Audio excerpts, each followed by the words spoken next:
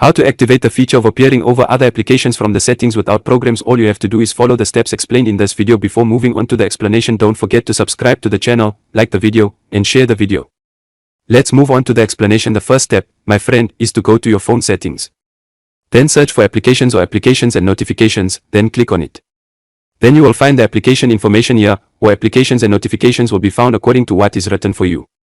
Click on it, then click on the application that you want to activate the feature of appearing over other applications, then click on it. After that, you will find the appearance over other applications here. Click on it, then activate it from here. Now I will show you a short way for this process.